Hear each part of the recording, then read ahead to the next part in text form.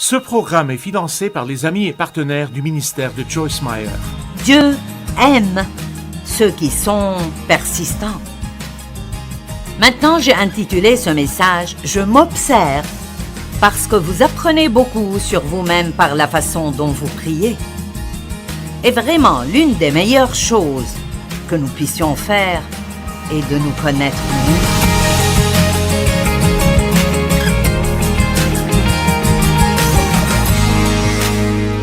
Ce soir, je vais enseigner sur 3 des paraboles qui parlent de la prière. La prière est stupéfiante. C'est absolument incroyable quand on y pense que le Dieu de l'univers, le Dieu qui peut absolument tout faire, nous a invités à venir à lui et à lui demander ce dont nous avons besoin, pas seulement pour nous-mêmes, mais nous pouvons aussi intercéder pour d'autres personnes qui ne savent pas prier pour eux-mêmes. Et il y a 2 ministères que Dieu a donnés à chaque chrétien. L'un est le ministère de l'intercession et l'autre est le ministère de la réconciliation. Dieu veut nous utiliser pour aider les pécheurs à se réconcilier avec Dieu. Et chacun d'entre vous peut servir dans son environnement en allant au travail et en agissant comme un chrétien.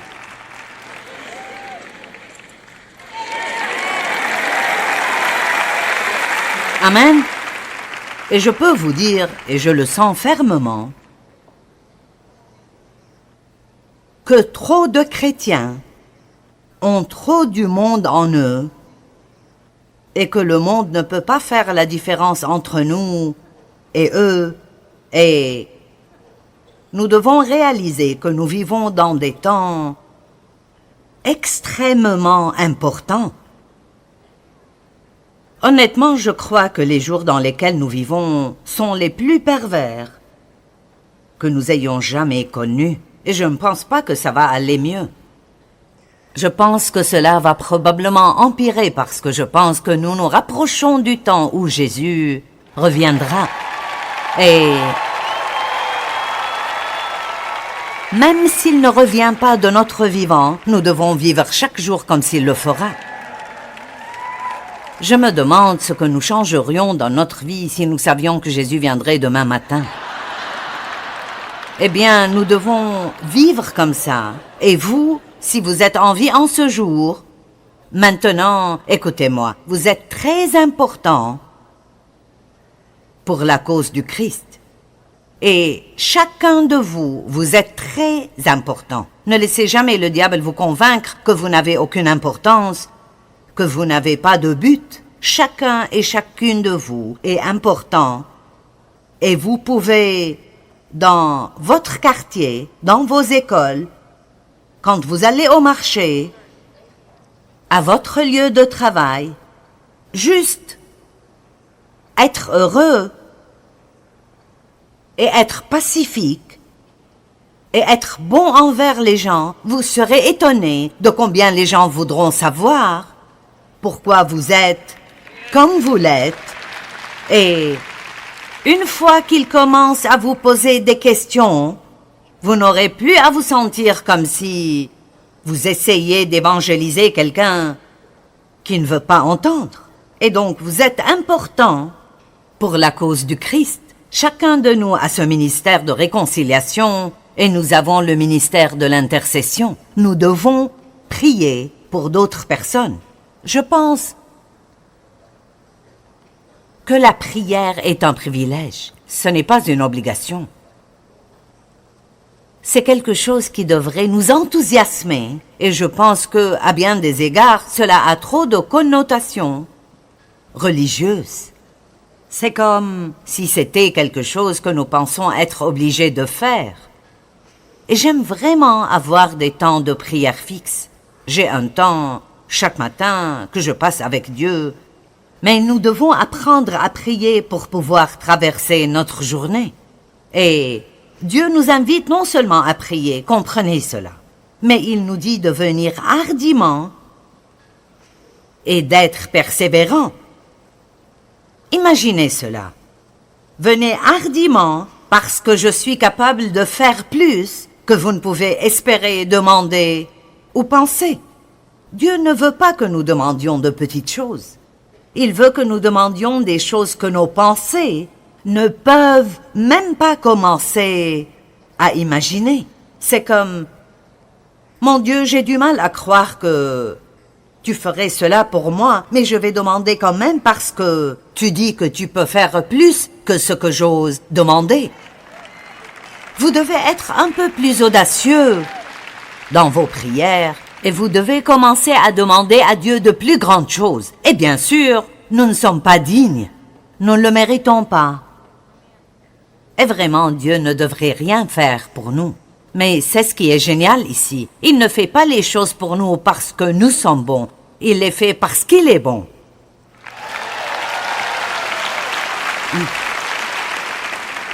Mais n'oubliez jamais cela. Il dit dans Jacques, vous n'avez pas parce que vous ne demandez pas. Donc certains ont besoin de recommencer à demander. Très bien. La parabole de la persistance dans la demande, Luc 11, 5 à 13. Il leur dit encore, si l'un de vous a un ami et qu'il aille le trouver au milieu de la nuit pour lui dire, prête-moi 3 pains, car un de mes amis est arrivé de voyage chez moi et je n'ai rien à lui offrir. J'ai beaucoup appris de ceci concernant mon ministère et ma prédication. C'est comme si vous veniez me demander de l'aide, mais je n'ai rien à vous donner à moins d'aller voir mon ami Jésus et lui demander de me donner ce que vous me demandez.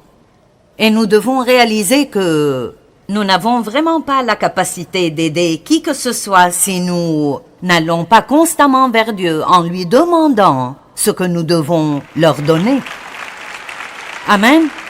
Dès que vous devenez indépendant et pensez pouvoir le faire vous-même, c'est là que vous commencez à échouer et à tomber. Et si cet ami lui répond « Ne m'importune pas, la porte est déjà fermée, nous sommes au lit, je ne puis me lever pour te donner des pains. » Je vous le dis, même s'il ne se levait pas pour les lui donner parce que c'est son ami, à cause de sa persistance et son importunité,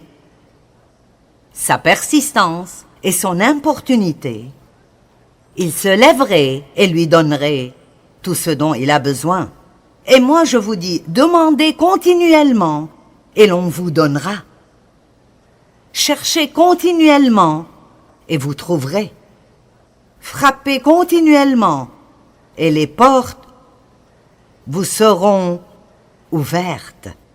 C'est comme si Dieu disait, allez, voyez donc si vous pouvez me déranger. Et j'ai finalement compris cela, et je dis à Dieu, pas irrespectueusement, mais s'il y a une chose que je sais, c'est que s'il y a une promesse dans sa parole que l'ennemi m'a prise ou qu'il essaye de m'arrêter d'avoir, je dirai à Dieu, je ne vais pas me taire à ce sujet avant de voir un changement. Vous savez pourquoi? J'ai une base dans l'Écriture qui me dit que Dieu aime ça. Amen.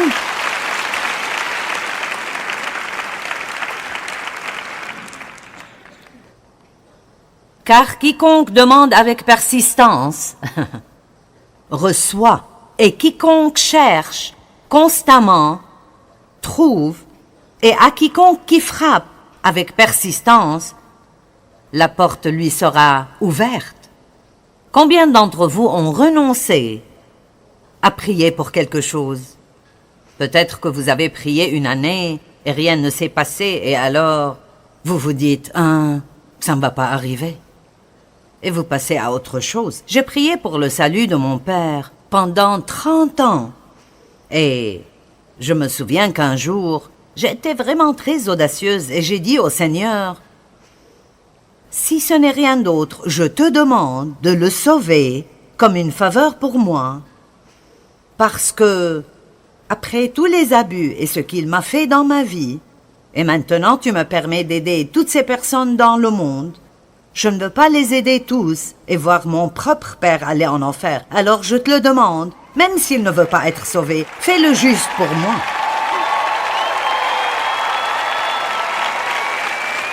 Et vous savez quoi? Il avait autour de 83 ans quand il a reçu Christ, mais il est devenu un homme changé. J'ai baptisé mon père qui m'avait maltraité et il est décédé 3 ans plus tard. Il n'a jamais eu une bonne vie, mais je vous le dis, n'abandonnez pas. N'abandonnez pas. Si c'est quelque chose que vous croyez vraiment et que Dieu a planté dans votre cœur, n'abandonnez pas. Et vous ne voulez pas être belliqueux ou une mentalité de « Dieu, tu me dois cela ». Mais ce n'est pas mal de dire simplement à Dieu « C'est dans ta parole, c'est ta promesse, et je ne vais pas te laisser tranquille. » Allez. Ne restez pas là à regarder vos enfants aller en enfer. Soyez audacieux et dites à Dieu, ce sont mes enfants, et je ne vais pas rester là à les regarder aller en enfer. Le diable ne les aura pas. Et mon Dieu, je vais te déranger jusqu'à ce que je vois un changement dans leur vie. Dieu aime ceux qui sont persistants. Maintenant, j'ai intitulé ce message « Je m'observe » parce que vous apprenez beaucoup sur vous-même par la façon dont vous priez. Et vraiment, l'une des meilleures choses que nous puissions faire est de nous connaître nous-mêmes. Apprenez à être, même douloureusement honnête avec vous-même, sur vous-même, parce que vous pouvez admettre que vous avez un problème et ne toujours pas être sous la condamnation. Dieu ne nous révèle pas nos problèmes ou les choses qui doivent changer pour nous condamner. Le diable fait ça. Il établit notre culpabilité et ce qu'il veut que nous fassions est d'avouer et d'admettre. Et alors, voici une question que je veux poser. Êtes-vous le genre de personne qui abandonne facilement? Combien de temps pouvez-vous persister si le diable continue et continue et continue et continue? Combien de temps avant de vous mettre en colère contre Dieu et avant d'avoir une mauvaise attitude? Combien de temps pouvez-vous avoir un problème et continuer à être gentil avec les autres?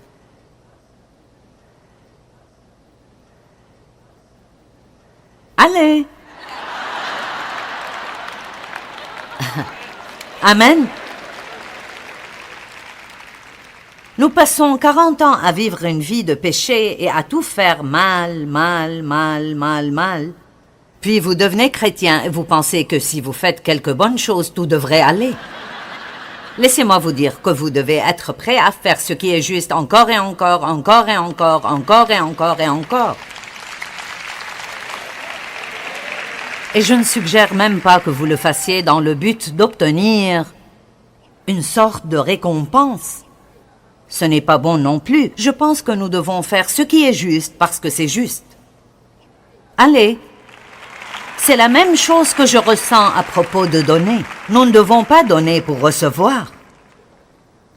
Je ne pense pas que ce soit un bon motif. Nous devons donner parce que nous aimons Dieu, nous apprécions ce qu'il a fait pour nous et nous voulons voir d'autres personnes aider. Et il y a une promesse attachée à cela. Si vous apportez à la maison du trésor toutes les dîmes, j'ouvrirai pour vous les écluses des cieux et je répandrai sur vous la bénédiction en abondance. Et mon Dieu pourvoira à tous vos besoins selon ses richesses et sa gloire par le Christ Jésus. Ne vous attendez pas à ce que Dieu réponde à vos besoins si vous ne donnez pas. Persistez, même lorsque vous avez des problèmes financiers, persistez à faire ce qui est juste. Je veux voir quelques personnes avoir plus de muscles spirituels ici ce soir et peut-être même se débarrasser de ce truc. Débarrassez-vous-en et dites non. Il y a une vie que Jésus est mort pour que je l'aie et je vais sûrement l'avoir.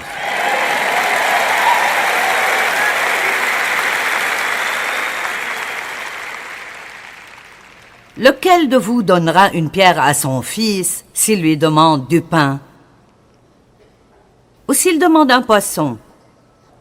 Lui donnera-t-il un serpent?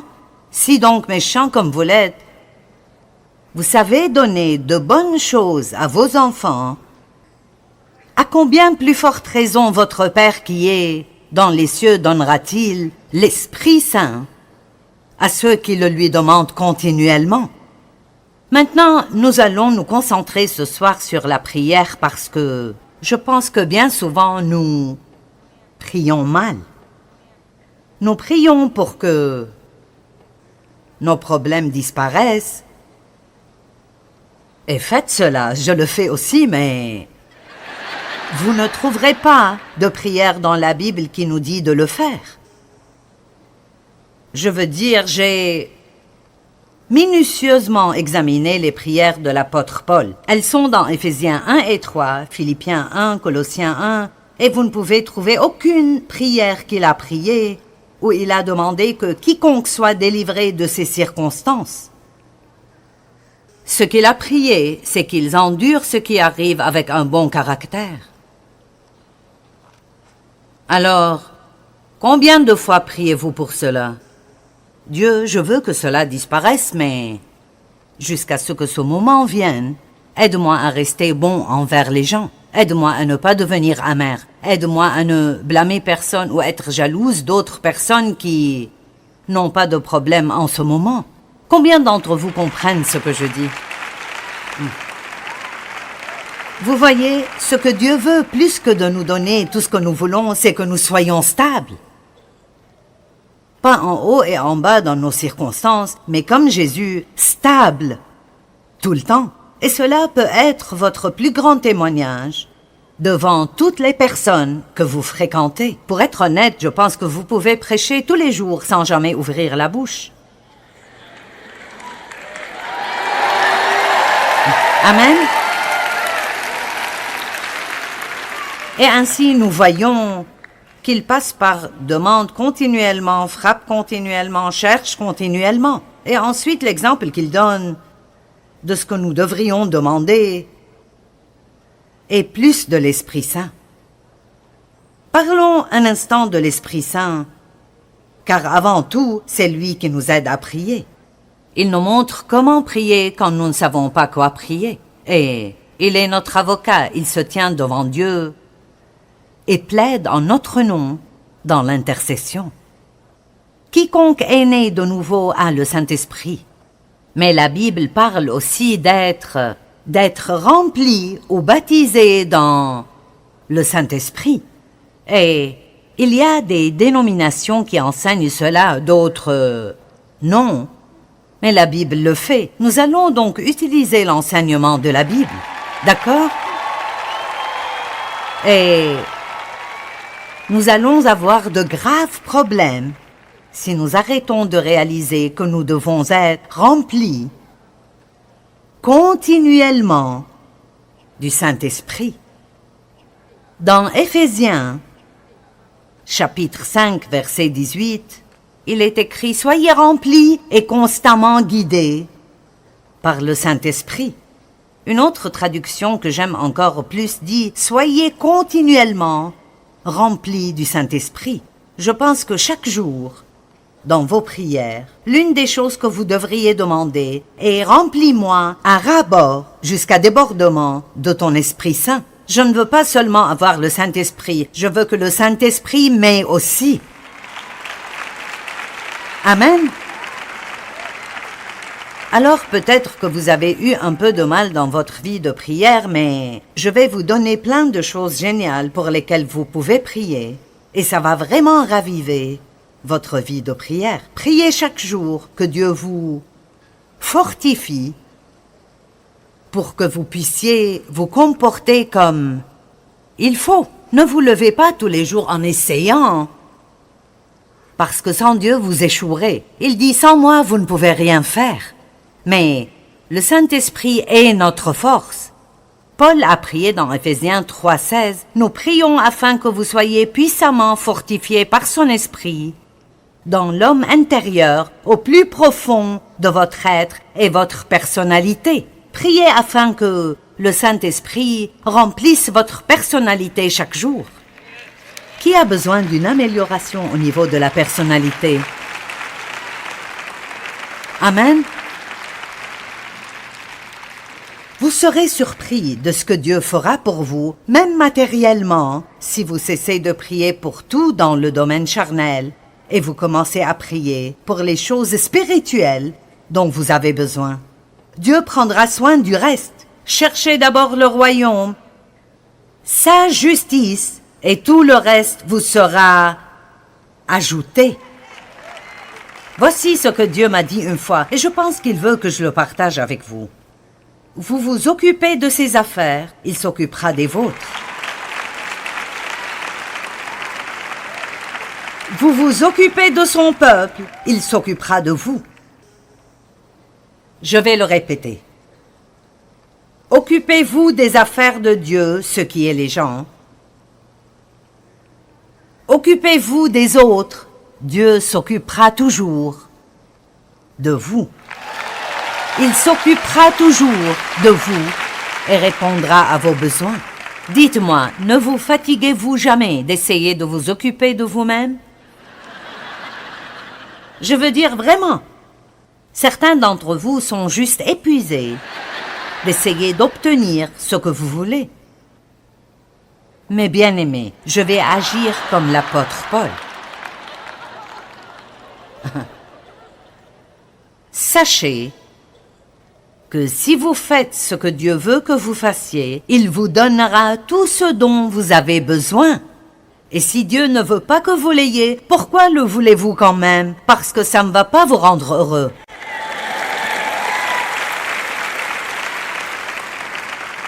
Ainsi, le Saint-Esprit est notre aide. Personnellement, j'ai besoin d'aide. Tous les jours, pas seulement quelques jours, tous les jours. Il nous enseigne. Lorsque vous ouvrez votre Bible, dites « Saint-Esprit, enseigne-moi ». Ne restez pas là à essayer de comprendre. Esprit Saint, enseigne-moi la parole aujourd'hui. Quand vous venez à une conférence pour écouter quelqu'un, Esprit Saint, enseigne-moi. Parce que s'il ne m'aide pas, je ne peux pas vous aider. Il est notre guide. Oh mon Dieu, nous avons besoin de tant de direction dans notre vie. Notre fortifiant, notre intercesseur, notre défenseur, notre consolateur. Mon Dieu, notre consolateur. Nous avons besoin de tant de consolation aujourd'hui parce que le monde est assez mauvais. Et puis j'aime cette partie. Je ne sais pas si vous l'aimez aussi ou pas, mais j'aime et j'apprécie tellement que le Saint-Esprit me convainque du péché.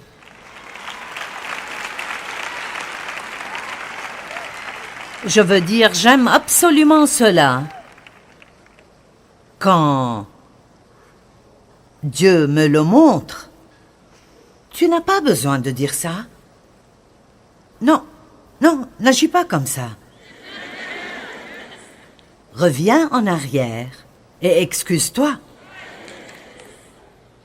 Quand l'Esprit Saint remplit votre vie, et vous guide, et vous aide, et vous enseigne, et vous convainc du péché, c'est la seule façon pour nous de traverser cette vie et de ne pas tomber en morceaux. Chaque jour, priez. Saint-Esprit, remplis-moi. Baptise-moi à nouveau avec la puissance du Saint-Esprit. Maintenant, avec le Saint-Esprit, il y a aussi des dons dont nous ne parlons pas assez souvent dans l'Église. Des dons surnaturels de pouvoir. Je veux dire, vous n'êtes vraiment pas une lumière si vous ne voulez pas obtenir tous les dons surnaturels de pouvoir que vous pouvez obtenir. Parce que plus vous avez de pouvoir, plus la vie devient facile.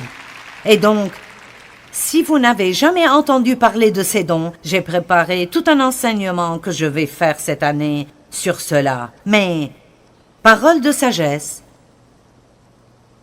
savoir quoi faire dans une situation où vous ne savez pas quoi faire. Parole de connaissance, tant de gens disent « Ah, je ne peux pas croire que tu aies dit ce que tu as dit lors de ta prédication. C'était, comment le sais-tu » Eh bien, les dons de l'esprit peuvent agir à travers vous et vous ne savez même pas que cela se produit.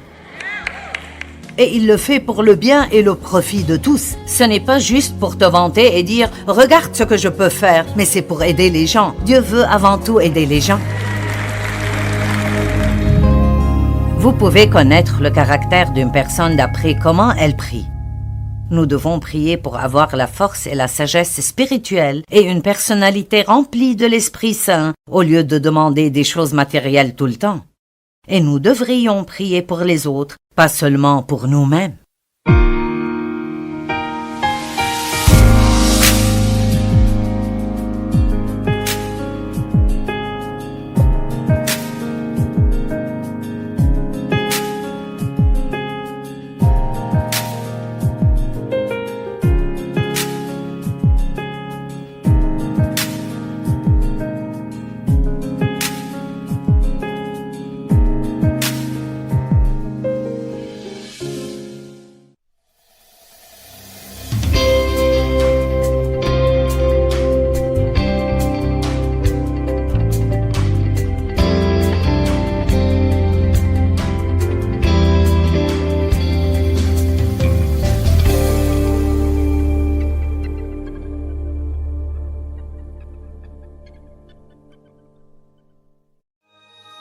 Ce programme est financé par les amis et partenaires du ministère de Joyce Meyer.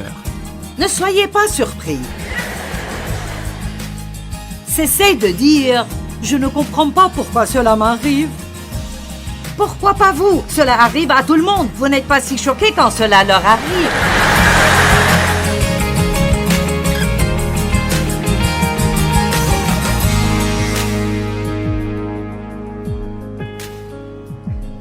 Saint-Esprit, remplis-moi. Baptise-moi à nouveau avec la puissance du Saint-Esprit. Maintenant, avec le Saint-Esprit, il y a aussi des dons dont nous ne parlons pas assez souvent dans l'Église. Des dons surnaturels de pouvoir. Je veux dire, vous n'êtes vraiment pas une lumière si vous ne voulez pas obtenir tous les dons surnaturels de pouvoir que vous pouvez obtenir. Parce que plus vous avez de pouvoir, plus la vie devient facile. Et donc, si vous n'avez jamais entendu parler de ces dons, j'ai préparé tout un enseignement que je vais faire cette année sur cela. Mais, parole de sagesse,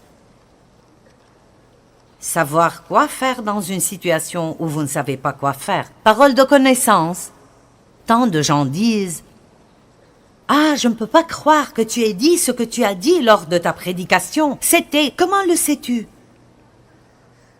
Eh bien, les dons de l'esprit peuvent agir à travers vous et vous ne savez même pas que cela se produit. Et il le fait pour le bien et le profit de tous. Ce n'est pas juste pour te vanter et dire « Regarde ce que je peux faire », mais c'est pour aider les gens. Dieu veut avant tout aider les gens. Le discernement des esprits. Savoir quand quelque chose ne va pas. Savoir intérieurement, je ne pense pas. Non, je dois d'abord vous connaître mieux un moment. Amen. Certaines des dames, vous vous êtes fourrées dans le pétrin avec un type. Si vous aviez utilisé un peu plus de discernement, vous savez, vous le saviez quand vous avez commencé. Vous l'aviez compris, mais vous étiez seul, vous craigniez de ne jamais avoir personne. Je crois que je peux le changer. Non, vous ne le pourrez pas.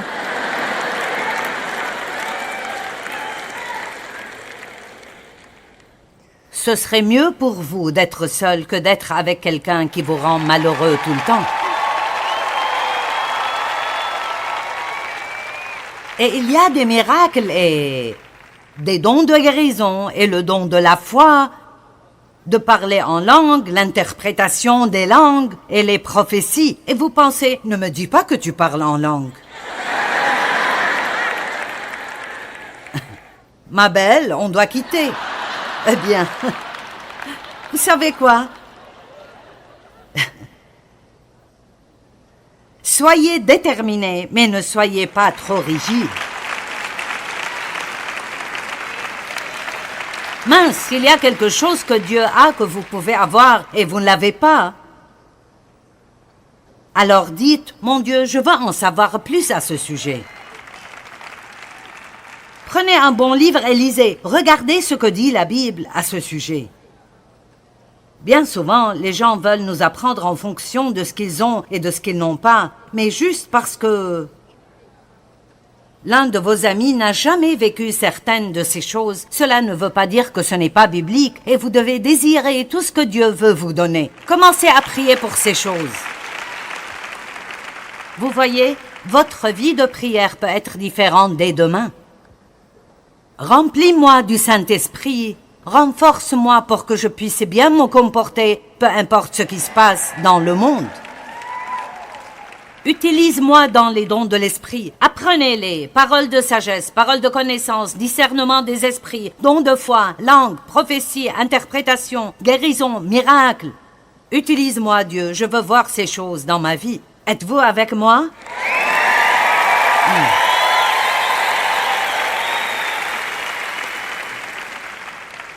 Donc, combien de vos prières sont pour ce que vous voulez?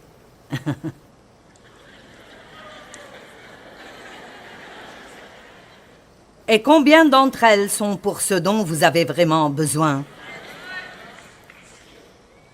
Et je vous le dis, nous avons besoin de force spirituelle, bien plus que d'une maison plus grande, d'un conjoint ou d'une promotion au travail. Ce que Dieu veut nous donner pour notre vie intérieure, c'est là que se trouve notre vraie vie. Dieu respecte la persistance. Et je vais vous dire quelque chose que vous ne voudrez peut-être pas entendre, et c'est que vous devez vous attendre à de l'opposition. Si vous pensez qu'être chrétien est quelque chose de facile et de reposant, vous serez vraiment surpris, car le diable vous hait. Et à tout moment, surtout si vous êtes sur le point de faire n'importe quel petit progrès, si vous décidez de lire un livre qui vous aidera ou d'aller à l'église ou de vous joindre à une étude biblique ou d'avoir un temps de prière régulier ou que vous allez aider davantage de personnes ou de donner plus, chaque fois que vous faites un pas dans la bonne direction, le diable fera un pas pour vous faire revenir en arrière et vous devez donc être prêt à combattre le bon combat de la foi parfois.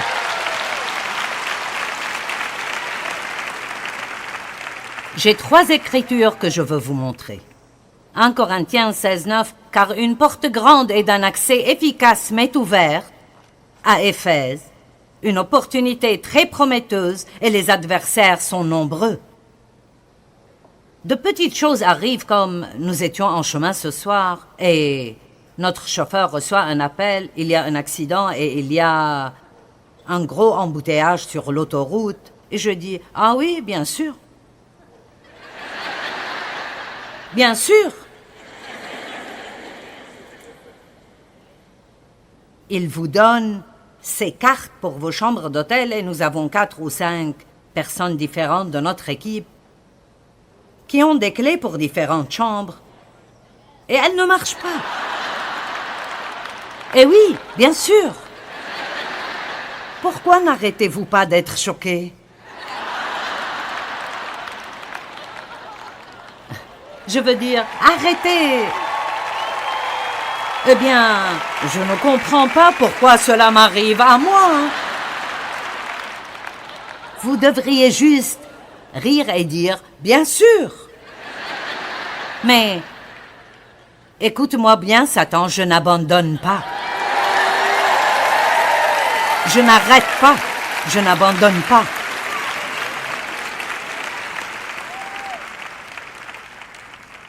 Romains 12, 12 dit « Réjouissez-vous en espérance à cause de notre confiance en Christ. Soyez patients et fermes dans l'affliction. Persévérez dans la prière, recherchant continuellement la sagesse, la direction et la force.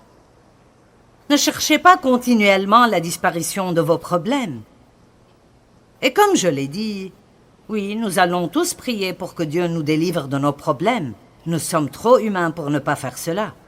Mais ce n'est pas sur cela que nous devons nous concentrer. Vraiment, le message dans 2 Chroniques où le Seigneur a dit à Josaphat, « Cette bataille est la mienne, pas la vôtre. » Si vous étudiez cela, quand Josaphat a posé son problème devant Dieu,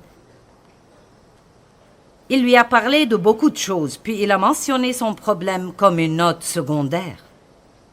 Tout le reste était prière et louange et combien Dieu est grand et comment nous savons que tu tiens tes promesses. Et au fait, nous avons 12 différents groupes de personnes qui essayent de nous tuer. Pourrais-tu nous aider? Et a-t-il quelqu'un? Très bien. Jacques 1,12, heureux, béni, spirituellement prospère, favorisé par Dieu. Waouh, la faveur de Dieu est quelque chose. Ouh!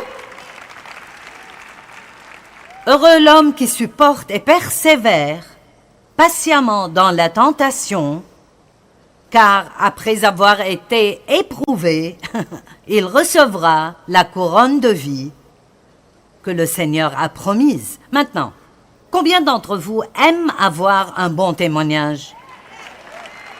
Savez-vous que le témoignage arrive toujours après être passé par une épreuve? Alors, quand votre épreuve sera terminée, avez-vous un témoignage ou allez-vous vous plaindre?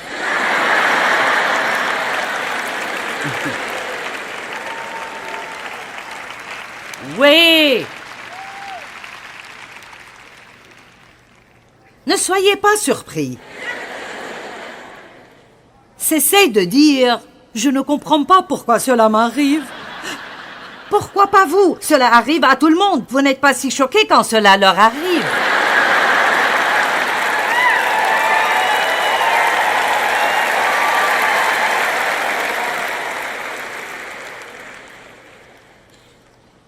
Une autre parabole sur la persistance dans la prière. Luc 18.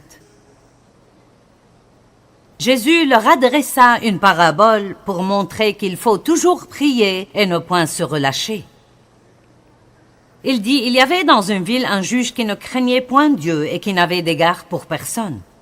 Il y avait aussi dans cette ville une veuve désespérée qui venait lui dire, « Fais-moi justice de ma partie adverse. » Pendant longtemps, il refusa, mais ensuite il dit en lui-même, « Quoique je ne craigne point Dieu et que je n'ai d'égard pour personne, néanmoins parce que cette veuve m'importune, je lui donnerai ma protection et lui ferai justice, afin qu'elle ne vienne pas sans cesse me tracasser la tête, et elle me fatiguera. » Le Seigneur ajouta, « Et Dieu ne fera-t-il pas justice à ses élus, ses enfants qui crient à lui jour et nuit, et tardera-t-il à leur faire justice et à les protéger? Je vous le dis, il les défendra et leur fera promptement justice. Mais quand le Fils de l'homme viendra, trouvera-t-il ce genre de foi sur la terre? » Alors, qu'est-ce que Jésus veut quand il revient? Il veut vous trouver fort, déterminé jusqu'à votre dernier souffle, que vous allez avoir la meilleure vie que Jésus est mort pour vous donner et vous allez être utilisé par Dieu pour aider d'autres personnes.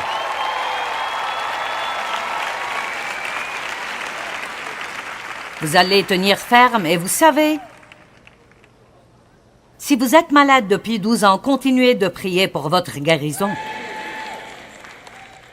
Ne perdez pas confiance en Dieu juste parce que quelque chose prend beaucoup de temps. Et je dis, mon Dieu, je n'abandonne pas. C'est dans ta parole et je ne renonce pas.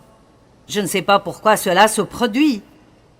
J'aimerais le savoir, mais Dieu ne nous dit généralement pas trop. Mais je n'abandonne pas, je ne renonce pas. Allez, je ne veux pas que vous oubliez ce que je dis ce soir. Je veux que vous soyez plus forts et que vous persévériez. Je veux que vous teniez bon. Si c'est dans la parole de Dieu, alors vous pouvez la voir. M'avez-vous entendu? Si quelqu'un peut l'avoir, vous pouvez l'avoir. Parce que vous n'êtes pas pire que le reste du monde. Aucun de nous ne mérite ce que nous demandons à Dieu de faire. Je pense que ces paraboles sont intéressantes. Il nous invite essentiellement à le déranger. Allez, voyez si vous pouvez me gêner. Continuez, continuez et continuez jusqu'à ce que je finisse par me rendre. Pensez à Lot quand il était à Sodome et Dieu a dit qu'il allait détruire l'endroit parce qu'il n'y avait pas de juste là-bas. Eh bien, Abraham a été audacieux et il a dit, si tu peux trouver 5 justes. Bien, il a commencé avec 50. Si tu peux trouver 50, Dieu a dit, ok. Eh bien, si tu ne trouves que 10 personnes. Bon, d'accord, avec 10. Eh bien, mon Dieu, une fois de plus. Et si tu ne peux en trouver que 5? Vous voyez ce que je dis? Il a juste continué à diminuer le nombre. Peu à peu. Il ne voulait pas qu'il détruise les gens là-bas.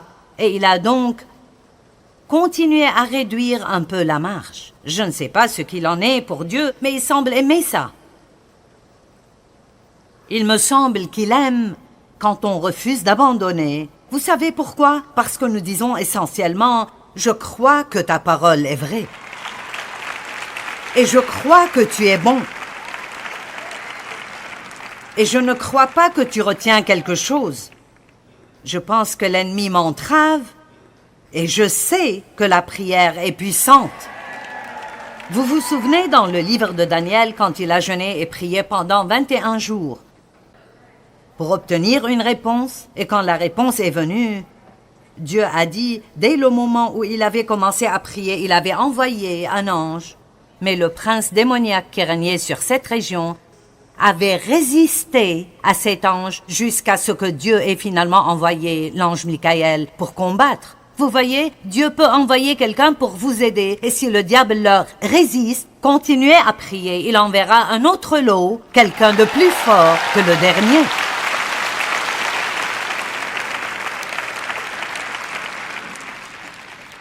Pendant longtemps, il refusa, mais ensuite il dit en lui-même, « Quoique je n'ai d'égard pour personne, néanmoins cette veuve m'importunera jusqu'à ce que je lui donne ce qu'elle veut. » Vous savez, la façon dont cette parabole est construite est très similaire à celle de la parabole de l'ami à minuit. Le juge était injuste. La veuve a continué à le déranger et a persisté jusqu'à ce qu'il lui donne ce qu'elle voulait. Donc c'est un principe intéressant que Jésus utilise. Si vous dérangez suffisamment les gens, ils céderont. Et ce sont des gens mauvais. Je suis un bon Dieu, alors qu'est-ce que vous pourriez obtenir de moi si vous arrêtiez d'abandonner facilement? Allez! Est-ce que vous voyez ce que je dis?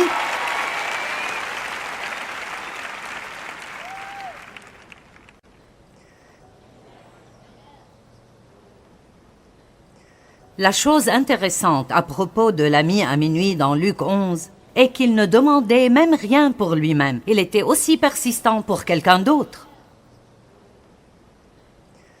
Alors je vous redemande, combien priez-vous pour vous-même par rapport à combien vous priez pour les autres? À quel point êtes-vous persévérant? J'ai vu des choses, je veux dire, j'ai traité avec des gens. Une femme que je connais très bien était si malade. Pendant près de 3 ans, elle se sentait mal presque tout le temps. Et presque tous les matins, je priais. Et maintenant, elle va probablement mieux à 80%. Donc, continuez, continuez, continuez, continuez.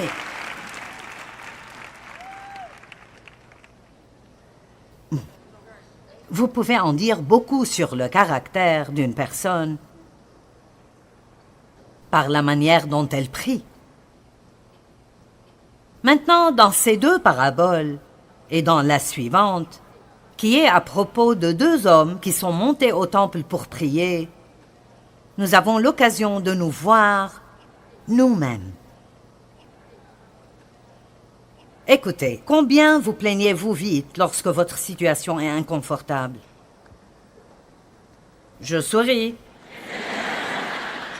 Vous savez, si l'un d'entre nous pouvait passer une journée sans se plaindre, ce serait un miracle mineur.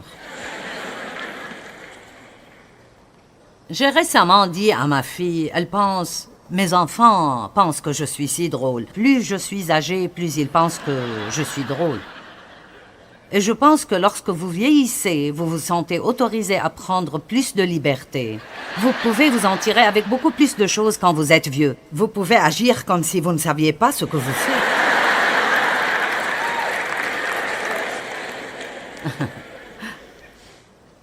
J'ai récemment dit à ma fille, tu sais, ce que j'ai réalisé sur moi-même,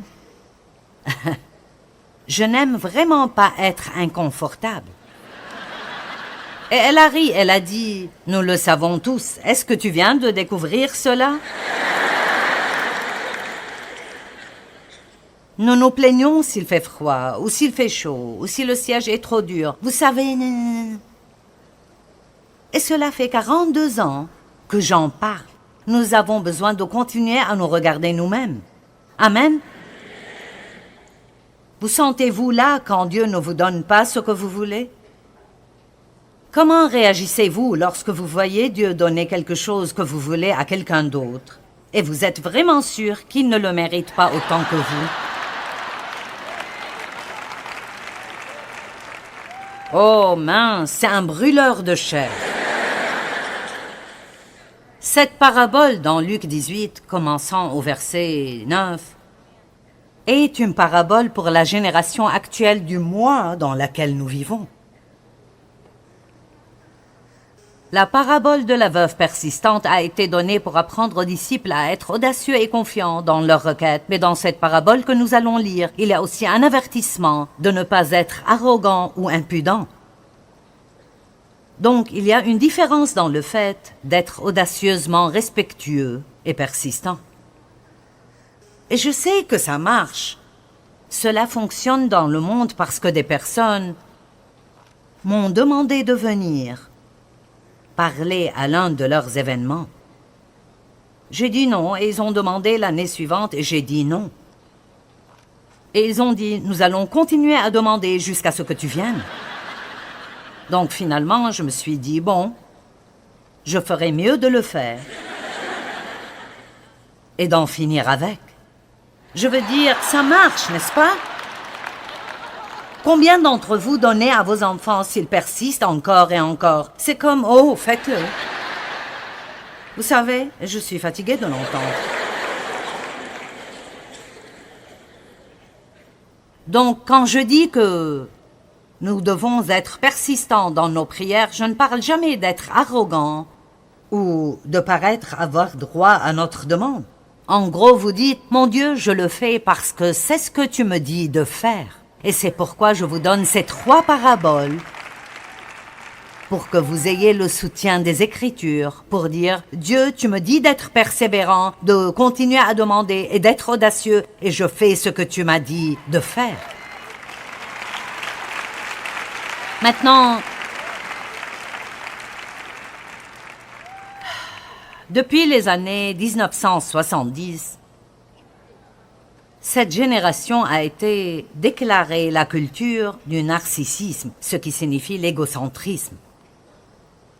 Le narcissisme est défini dans le dictionnaire comme étant un intérêt excessif pour vous-même, un égoïsme extrême, avec une vision grandiose de votre talent et une soif d'admiration. Notre culture a cessé d'être centrée sur Dieu pour devenir centrée sur elle-même. Le monde dit que notre bonheur personnel est plus important que toute autre chose. Nous entendons des phrases comme « je me dois d'avoir le meilleur ». Il n'y a pas de plus grand amour que l'amour de soi. Les humanistes nient la vérité que nous sommes formés à l'image de Dieu et disent que rien n'est plus élevé que l'être humain. Le Nouvel Âge enseigne qu'il n'y a pas de Dieu et que le seul Dieu est le Dieu en nous. Eh bien, en tant que chrétiens, nous savons que le Christ vit en nous, mais nous ne sommes pas Dieu. Amen.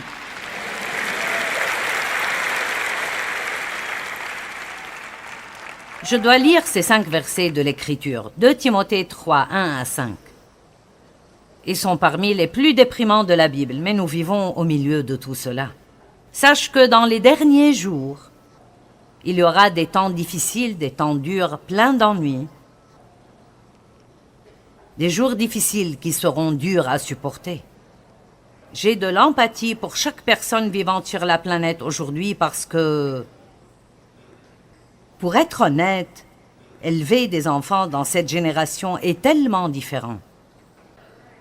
Vous avez besoin de la direction du Saint-Esprit tous les jours et d'être plein du Saint-Esprit, d'avoir sa sagesse et de discerner les esprits. Oh mon Dieu, vous devez être capable de discerner ce que font vos enfants et ce qu'ils regardent, où ils vont et avec qui ils traînent. Et mon Dieu, vous n'avez pas besoin de leur prêcher seulement, mais aussi d'être un exemple devant eux. Modélisez la vie que vous voulez qu'ils vivent. M'avez-vous entendu? Modélisez constamment la vie que vous voulez qu'ils vivent. C'est difficile aujourd'hui. C'est facile de se décourager et de vouloir arrêter et abandonner. Mais ce n'est pas ce que Dieu veut que nous fassions.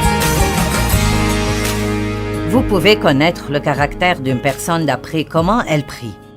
Nous devons prier pour avoir la force et la sagesse spirituelle et une personnalité remplie de l'Esprit Saint, au lieu de demander des choses matérielles tout le temps.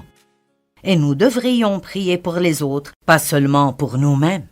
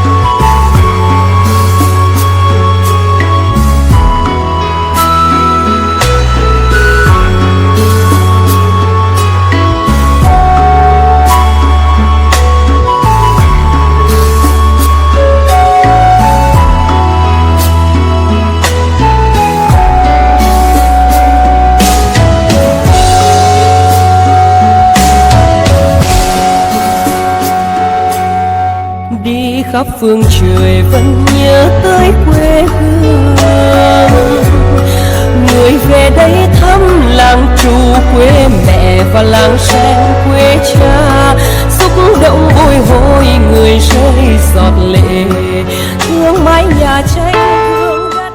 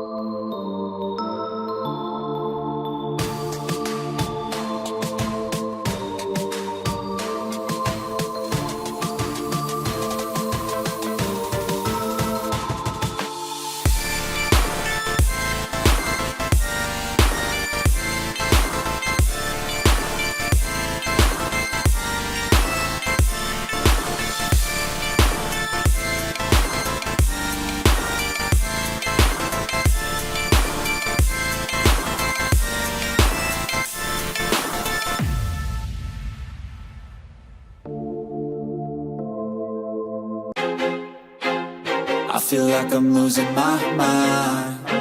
Is everybody in the world blind? Please, Lord, give me a sign, a sign. I feel like I'm losing my mind. Is everybody in the world blind? Please, Lord, give me a sign, a sign. I wanna be the greatest. Everybody on the fake shit. I look around and feel like everybody is the fakest. I make this every day and I'm impatient, hoping one day I blow up from the basement. Statement, the top is so vacant. I don't hear shit that I think is amazing. Waiting for my day when I'm playing sold out shows for 1,000 faces. Hey, give me that crown, get in my way and to be put down. It ain't your place, no, this my town. If I want that shit, then I'll get it right now. I'm losing it, the noose it fits. I'm losing shit, a stupid myth. You choose to live or choose to dip. You choose to fight or lose your grip and lose a gift. I feel like I'm losing my mind. Is everybody in the world blind?